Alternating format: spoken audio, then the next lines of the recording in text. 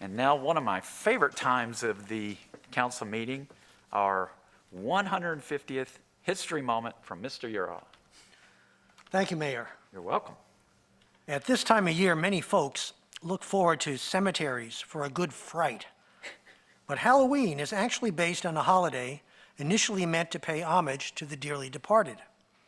Therefore, for this history moment tonight, I thought we might take a look at Cary's 3 landmark designated cemeteries and their occupants, so to speak, who contributed so valuably to our community during their lives here in Cary. And we're going to start with Hillcrest Cemetery. Located on Page Street downtown, this nearly 5-acre burial ground is home to over 2,000 graves. It's significant as the final resting place of many people who made contributions to Cary's social, economic, political, and religious diversity and development in the 19th and 20th centuries. The 2 oldest burials found in Hillcrest date to 1840. There's that of Nathaniel Jones on your left here. You can't really make it out too well, but it's one of the many Nathaniel Joneses in Cary's early history. In August, he died in August of 1840. And on the right-hand side, that of Henry Jones, who's the husband of Nancy Jones, who was known as Anne, and is interred here with Henry and Nancy being the first occupants of the now famous Nancy Jones house. As a matter of fact, Jones is the most common name found in Hillcrest. There are over 50 Joneses. Rounding out the 10 most common names found are some familiar ones. There's Smith, Williams, Hunter, Matthews, Maynard, Templeton, Waldo, Jordan, and Pleasance. Interred at the cemetery are 17 former Cary mayors, including H.B. Jordan on the left, a member of Cary's first town council, which was called a commission in those days, and he's the patriarch of Cary's current Jordan family. And on the right, Rufus Jones, often referred to as Cary's most esteemed citizen, and who donated the original land for Hillcrest Cemetery. There's also Mayor Fred Bond, the beloved namesake of Bond Park, and the uncle of our Mayor Weinbrecht. And on the right-hand side, Robert Mayton and his wife, the namesakes for the Mayton on Academy Street. Also, Robert Harrison, Uncle Bob, he was called, the proprietor of the Harrison Wagon Company and the namesake of Harrison Avenue. And on the right-hand side, J.P.H. Adams, one of our earliest developers, and he's the namesake of Adams Street, right across Academy from where we're sitting now. And members of the business community, Russell Heater, known to all as Mr. Cary, and developer of Russell Hills, one of Cary's early subdivisions, named after himself. On the right is Henry Adams, who was a community leader in many ways, and he was the pharmacist who happened to sell his drugstore to the Ashworths. Then you have Jacob and Helen Walker, longtime proprietors of the Walker Hotel and namesakes of the Page Walker Arts and History Center. She looks like a hospitable hostess, doesn't she? Leading educators are buried there also, such as Marcus Baxter Dry, the principal of Cary High School for 30 years, and the namesake of Dry Avenue. And on the right, Ethel Adams, who was a Cary High School teacher for many years and overseer of the famed lunch counter at the Adams drugstore. Also, Dad Dunham, who taught 40 years at Cary High School. He's the namesake of Dad Dunham Park. And his wife, Rachel, who was instrumental in founding the Cary Historical Society and the famous Cary Gourd Club. Then we had the doctors. Dr. Sam Waldo, Dr. S.P. Waldo, Cary's first doctor, and he's the grandfather of former Mayor Waldo Rood. J.M. Templeton on the right was one of Cary's best-known citizens.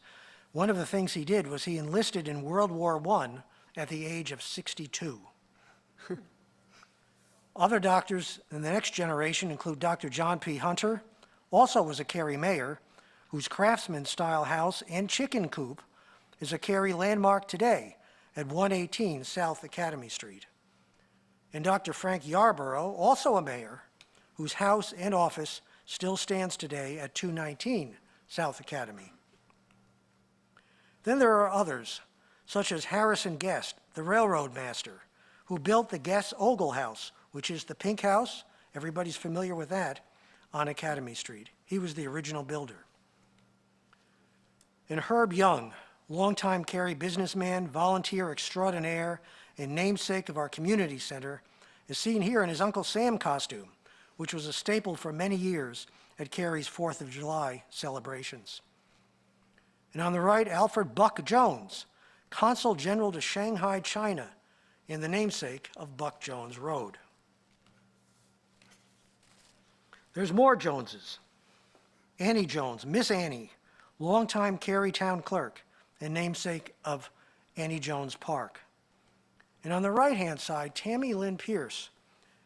On her gravestone, it says, Cary's Angel Unaware.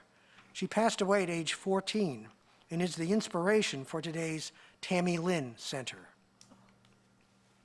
Yes, a visit to Hillcrest Cemetery is a great history lesson, but there's more to Cary history. There's the landmark Cary First Christian Church Cemetery on Cornwall Street near Glen Eyre. It's significant because of its association with Cary's first African-American religious congregation. The cemetery was established on the site where Cary's first African-American church held its first meeting in 1868. It's the only remaining resource associated with the congregation at this location. Members worshiped here for 15 years before moving into their first church building in 1883 near the present-day Cary Elementary School. But in 1968, they built and moved to their current building on Evans Road. But the nearly 1.5-acre cemetery is still owned and maintained by the church and holds approximately 260 burials. Of these, over 100 persons are buried in graves with a variety of markers. Some markers display funerary art such as cherubs, stars, fraternal organizations, and other graves are marked by simple pieces of rock and boulders with no inscriptions or are not marked at all. Through the tireless efforts of church member Sally Jones, pictured here, what a gem she is, and additional research by church volunteers and the Friends of the Page Walker, 113 people buried in unmarked graves or graves with unreadable markers have recently been identified. Some of Cary's most prominent citizens from our town's early beginnings to the present day are buried here. Among them are generations of the Arrington family. Patriarch Alfred Arrington grew up on a plantation in Warren County where he learned many trades. He was freed from slavery before the Civil War and came to Cary during the late 1860s. Both he and his son, Arch Arrington Sr., were craftsmen and became large landowners in north-central Cary. Arch Sr., the son, was one of the first African-American community leaders in Cary, and community organizing clearly ran in the family because he married Sally Blake, the sister of John Addison Blake, who was the founder of the other black congregation in Cary, the Union Bethel AME Church on North Academy Street, which is still there in its original location.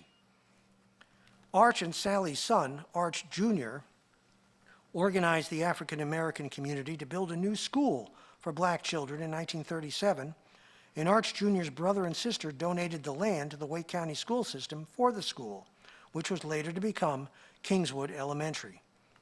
Arch Jr. married Eliza Rogers, daughter of James Rogers, patriarch of another early Cary family, who's also buried at Cary First Christian, near his daughter Eliza, who is buried with her husband Arch in the neighboring Arrington family plot. Then there's Jenny Beckwith, Mother Jenny. Her gravestone bears one of the earliest marked death dates in the cemetery. She was the wife of John Beckwith, one of Cary's most beloved citizens of the time. The Federal Writers Project recorded his oral history as part of the Works Progress Administration in 1933, when John was 83 years old. Born in Cary, he worked as the beloved caretaker of Cary High School, known to many generations as the ringer of the Beckwith Bell, which summoned students to class and resounded throughout downtown. Unfortunately, unlike his wife Jenny, little is known about John's final resting place. It's only listed as the county graveyard on his death certificate. Our third landmark cemetery is truly a hidden gem. Tucked away in a subdivision on Tolliver Court is the White Plains Cemetery, the final resting place of Nathaniel Jones of White Plains and his family. It is the oldest historic resource in all of Cary. Nathaniel was born in 1749. He fought in the Revolutionary War, served as a Wake County Commissioner, Justice of the Peace, Sheriff, Clerk of the Court, and served in the North Carolina General Assembly. By the time of his death in 1815, he owned about half of what would later become Cary. He was twice married, and both wives are buried with him, Millicent and Rachel. He fathered 16 children, including Nancy Jones of the Nancy Jones House fame. 8 of his children are buried here in this cemetery with their parents. Forgotten for over a century and overgrown, it was rediscovered by the Jones family themselves during Cary's 100th anniversary in 1971. This began a long restoration process thanks to many volunteer hours and in consultation with experts in archaeology and architecture. Today it is cared for by the town of Cary, the Friends of the Page Walker, and by the kind neighbors who live there on Tolliver Court. Obviously, this time of year is more than a time to skulk around graveyards looking for ghouls and ghosts. It's a time to celebrate the people who have made Cary the extraordinary place that we call home. And I want to acknowledge all those listed there, and special thanks to the Friends of the Page Walker for their extensive research on Cary cemeteries. Remember, as always, to visit cary150.org for information on our sesquicentennial. But for tonight, that's it, and I thank you for listening. Thank you, Ms. Yerha. Fascinating, as always.